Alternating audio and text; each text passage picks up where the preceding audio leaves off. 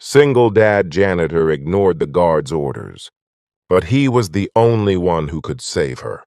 The fluorescent lights of Memorial Hospital's third floor flickered at 11:47 p.m., casting dancing shadows across Miguel Santos's weathered hands as he wrung out his mop for what felt like the thousandth time that night. His back ached, his feet throbbed, and somewhere in the distance, he could hear his supervisor barking orders at the cleaning crew. But Miguel had learned long ago that physical exhaustion was nothing compared to the weight of a father's worry, the kind that kept him working double shifts just to afford his daughter Sophia's asthma medication and the new winter coat she desperately needed for school. Most people walked past Miguel without a second glance.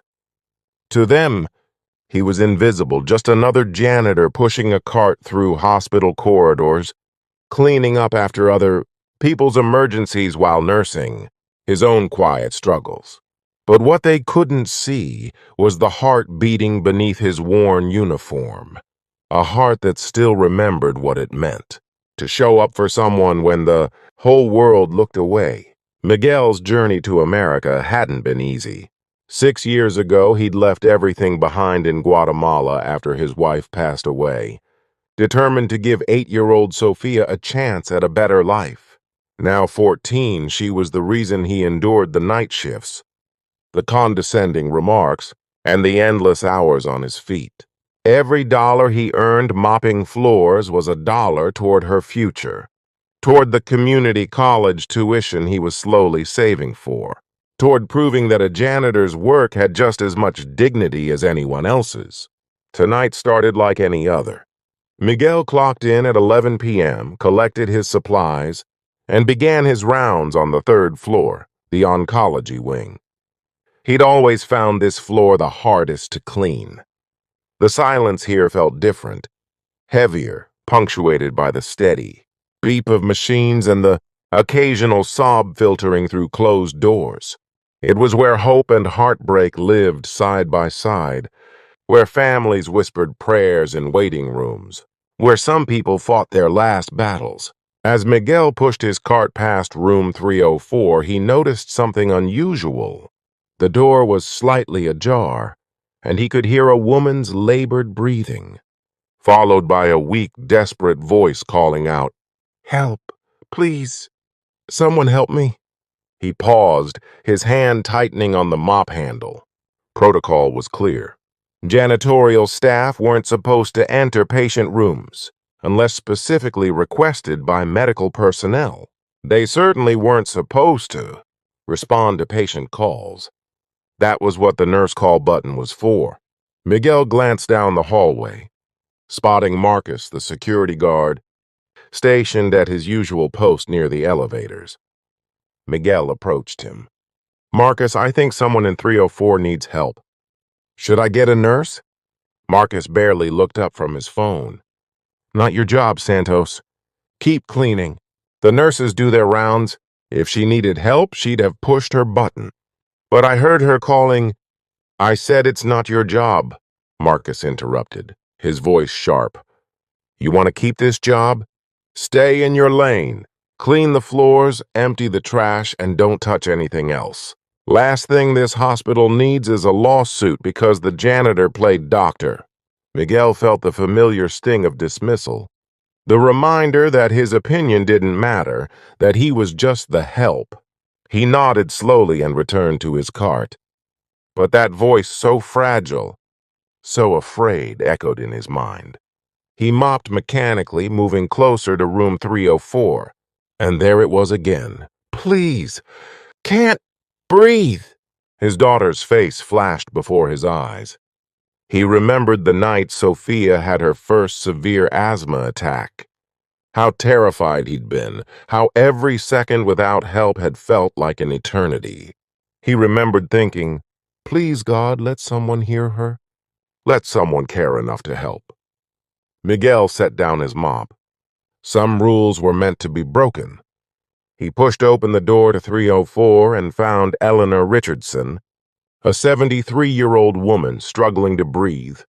Her oxygen mask had slipped off, the tube kinked and twisted. Her face was turning blue, and her eyes were wide with panic. The nurse call button lay on the floor out of reach, where it had apparently fallen when she'd thrashed in distress. It's okay, Miguel said softly, rushing to her side. He'd learned basic first aid years ago when Sophia was diagnosed with asthma. He'd made it his mission to understand what to do in emergencies. His hands worked quickly, straightening the oxygen tube and carefully replacing the mask on Eleanor's face. He elevated her head slightly with an extra pillow, remembering that positioning mattered for breathing difficulties. Within seconds, color began returning to her cheeks.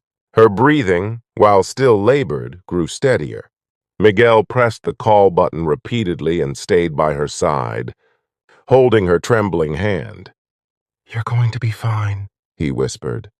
"Help is coming. Just keep breathing, slow and steady, in and out. That's it." 45 seconds later, 2 nurses burst through the door, followed by a doctor. They immediately took over, checking Eleanor's vitals, adjusting her oxygen flow and asking what happened. I couldn't breathe," Eleanor gasped between breaths. "Everything went wrong. So fast. He saved my life." The nurses looked at Miguel with surprise, then gratitude. But their response was quickly overshadowed by Marcus storming into the room. "What the hell are you doing in here, Santos? I told you to stay out of patient rooms." His face was red with anger. "You're not authorized to touch patients. Do you understand the liability?" "He saved her life," one of the nurses interrupted firmly.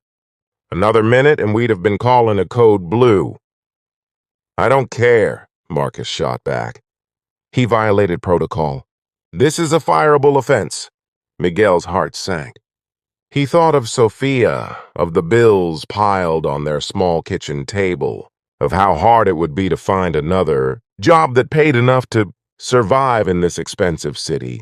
But even as fear gripped him, he didn't regret his choice. He couldn't.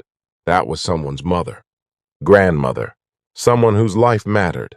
"Then fire me," Miguel said quietly. "But I couldn't let her die. I wouldn't be able to live with myself." The doctor, a woman in her 50s named Dr. Patterson, stepped forward. "Actually, Marcus, you won't be firing anyone. This man did exactly what any decent human being should do. He recognized an emergency and responded appropriately." She turned to Miguel. "What's your name?" "Miguel Santos, ma'am." "Well, Miguel Santos, you have better instincts than half the first-year residents I supervise. Where did you learn to handle an oxygen crisis?" "My daughter has asthma," he explained simply. "I learned everything I could to keep her safe." Over the next hour, as Eleanor stabilized, the story spread through the hospital. By morning, Miguel's supervisors had called him into the administrative office, and he prepared himself for the worst. Instead, he found Eleanor's son, James Richardson, a prominent attorney in the city, waiting there with the hospital administrator. "Mr. Santos," James began, his voice thick with emotion, "you saved my mother's life. When I think about what could have happened if you hadn't been there, if you hadn't cared enough to break the rules," he couldn't finish the sentence. The administrator cleared her throat. "Mr. Santos, we owe you an apology. We've created an environment where our staff feel they can't respond to emergencies because they're afraid of overstepping. That changes today. We'd also like to discuss your future with Memorial Hospital." 3 weeks later, Miguel started his new position as a patient care technician. With full benefits, paid training, and a salary that meant Sophia could get everything she needed. The hospital had created a new protocol named Miguel's Rule. Any staff member who witnessed a patient in distress was not only permitted but encouraged to provide immediate assistance regardless of their job title. Eleanor recovered fully and became a regular visitor to the hospital, not as a patient but as a volunteer. She and Miguel developed a deep friendship, and she insisted on meeting Sophia, the daughter who had indirectly saved her life by teaching her father compassion. On a sunny Saturday afternoon 6 months later, Miguel stood in the hospital's community room as Eleanor presented him with a scholarship fund she'd established in his name, one that would pay for Sophia's entire college education and help other children of hospital workers pursue their dreams. You saw a human being in distress and chose kindness over self-preservation, Eleanor said, her voice strong and clear. In a world that often tells us to mind our own business, to stay in our lane, to protect ourselves first, you reminded us what we're really here for, to take care of each other. As Miguel hugged his daughter, tears streaming down his face, he thought about that night and the choice he'd made. He'd ignored orders because his heart wouldn't let him do otherwise. He'd risked everything because, in the end, another person's life mattered more than his fear. In the audience, even Marcus, the security guard, sat with tears in his eyes, having learned that the measure of a person has nothing to do with their job title and everything to do with their character. Sometimes the real heroes aren't the ones wearing capes or holding degrees.